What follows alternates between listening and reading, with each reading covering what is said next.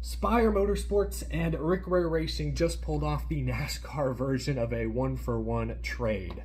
How's it going, y'all? My name is Eric. Welcome to Out of the Groove on the go. Truly on the go today. I'm coming to you from my phone, from a hotel room here in downtown Houston. I'm in town for my cousin's wedding, and joke's on me, I completely forgot to pack my laptop, my camera, my microphone, everything. So you are getting a raw, rare, unfiltered, unedited episode of Out of the Groove. Lots of big news today. I couldn't wait until Sunday or Monday to talk about it. Let's just get to it. Harrison Burton is joining AM Racing next year, moving back to the Xfinity Series full-time. First impression, this is a good fit, I think. Harrison Burton is a proven Xfinity Series winner, and AM Racing is still a smaller team trying to find their footing with Ford. At times, they've shown competitive speed. I think that's a good fit. And Harrison's likely going to bring some sponsorship. He has a good reputation. I think that's a solid fit. The big story of the day though, and apologies, I don't have any notes in front of me. Again, unedited. This is rare for me. Usually I cut out all of the ramblings, mistakes, the fumbles, word vomit.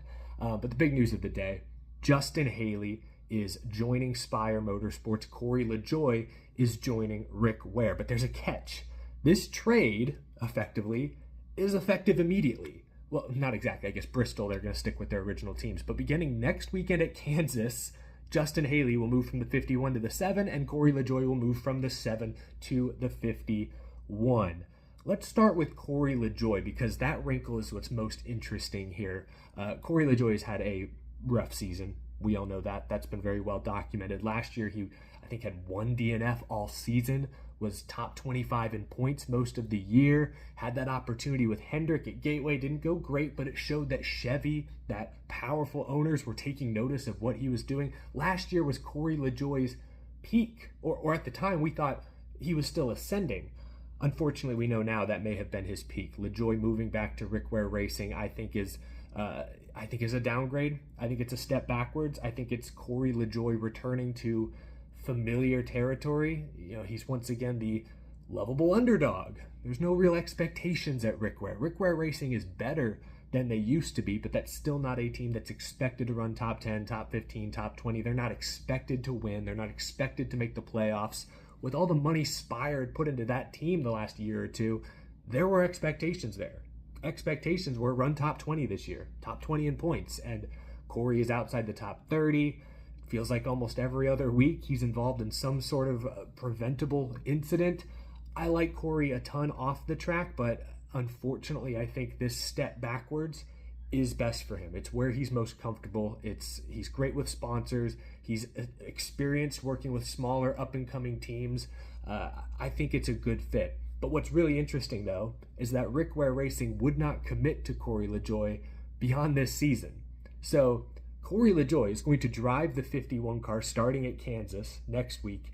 He will race that car for the final 7 races of the season. But Rick Ware Racing said today that they are not committed to LaJoie for 2025. These 7 weeks are a free trial, if you will. It's experiment. It's a chance for him to show what he's got. It's a tryout. That's kind of crazy, right?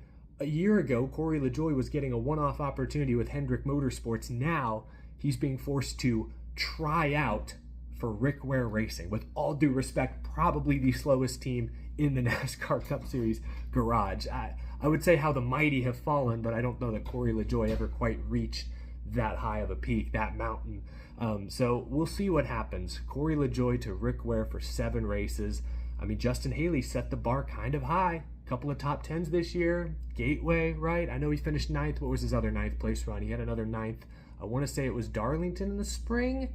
Might be wrong about that. Again, no notes in front of me. Usually I have pages and pages of notes and research, so I'm doing this off memory. Uncharted territory here. But Corey LaJoie to Rick Ware Racing for the final 7 races of this season. Wild to see a trade like this. Even more wild to see a trade happen mid-season, if you will, towards the end of the season, but mid-season. Justin Haley now, he will join Spire Motorsports. The wrinkle there is that this isn't just for the final 7 races of 2024. Justin Haley will be the driver of the number 7 car in 2025. Spire is committing to Justin Haley through at least next season. And it sounds like the plan is for him to team up with veteran crew chief Rodney Childers, championship caliber, likely future Hall of Famer Rodney Childers. Okay, maybe future Hall of Famer is a bit bold. There's some really good crew chiefs who still haven't gotten voted into the Hall of Fame, so I shouldn't say Rodney Childers to the Hall is a given. Probably should get there, probably will. Guess it's not a given. That's a tangent. See, that's an example of one of those tangents I would probably cut out if I had all my usual editing setup here. But Justin Haley to Spire. I'm excited to see what he can do these next 7 weeks. I don't have lofty expectations. Changing teams mid-season is going to be a difficult adjustment. Changing whole manufacturers is going to be a difficult adjustment. But going into next season, I think this is also a great fit. Spire is ready to take that next step. They've had a lot of success, I would say, this year with young Carson Hocevar, a fast driver with potentially a very high ceiling. I think Justin Haley fits into that same category. He is fast, has the speed, and at this point even has the experience. He's been full-time Cup for 3 or 4 years now. He's only like 25 years old, but he's got like, the experience level of a 30-year-old, but he has a very high ceiling. When he was in Xfinity, he was a Championship 4 driver for Kaulig. He has 4 career Xfinity wins. All of them are at super speedways, but like I said, he has been to a Championship 4. He's proven that he can put it all together for a long stretch of races. So Justin Haley to the 7 with Rodney Childers is something I think any fan should be excited about. I know some folks will maybe be disappointed and say, wow, going from Rick Ware to Spire is not really a huge jump. We thought Justin Haley was in line for the next RFK Racing seat. Maybe in a few years when Brad retires, the 6 car could be Justin Haley's. I've never really bought into that narrative. For one, say that's even true. Do you really want to wait around 3, 4, 5 years for Brad Keselowski to maybe retire, and then maybe they find the funding and the stuff to put you in that car? Like that's a big ask, asking a young driver to wait multiple years to maybe get a shot with a decent team. I've never bought into that, and recently I think I was proven right. I mean, all the news, the rumors that RFK is expanding to a 3rd car next year, they weren't putting Justin Haley in that car. All reports suggest they'd be Ryan Preece. At the end of the day, sponsorship connections trump everything. And Ryan Preece's relationship with Kroger is going to get him, it sounds like, a 3rd RFK seat. So Justin Haley was passed up for that.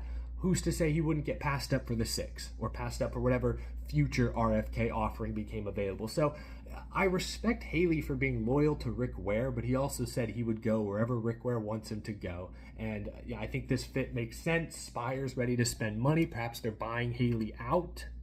I think it would have been a mistake to stay at Rick Ware Racing. Loyalty is great in NASCAR, but it's not super common for a reason. Everyone chases the money. Everyone chases the next best opportunity. And I think it would have been foolish to wait around thinking you were going to maybe get an RFK opportunity. I think this jump to Spire, an ascending team, the opportunity to work with an all-time great crew chief, this is a fantastic opportunity, one that I don't believe Justin Haley could afford to pass up on. So I'm excited to see what Justin Haley and Rodney Childers can do next year. I'm going to hit the pause button. So I'm lying. I am going to make some edits here. Okay, I think we're back. Sorry, I had to check my notes to make sure I wasn't completely overlooking something. But no, I mean, that's my reaction. I think this is a good fit for LaJoie. I hope he wins the role, so to speak. I hope this tryout period goes well for him, because I do think Rick Ware Racing is a more comfortable situation for LaJoie. I think he could thrive there next year, really help that team continue to grow and improve. And Justin Haley to Spire, I mean, Justin Haley's a driver who's ready to win now, to show us what he's truly got. And Spire is a team that's made the investments. They're ready to win now and show us what they truly got. Pair with Rodney Childers, got veterans like Michael McDowell over there who can help mentor him. I think that's a fantastic fit. So I actually think this is a great fit for both parties. That's really all I have to say. As more information maybe comes out here over the course of this week and going into next week, we can talk about it more once I have my full traditional setup. But I at least wanted to share my initial thoughts right here, right now, before the weekend, before the Bristol night race. Lots of other news today, too. Ty Norris officially confirmed to join Kaulig. That's expected. You got my thoughts on that earlier in the week. Dale Jr. teased that maybe JRM to Cup is more realistic than it's ever been. Talked about Connor Zilic, Carson Kvapil, maybe getting him in an Xfinity car. Lots of things happening at Bristol. Always one of my favorite weekends. I will talk to you guys probably Sunday. I don't know that I'll get a video up late Saturday night. Maybe it'll be Sunday morning, Sunday afternoon, but I'll have lots to say, I'm sure, after the round of 16 cutoff race. Thanks for bearing with me as I film this on the go. I will see you all again real soon. Take care, y'all. Have a great rest of your Friday.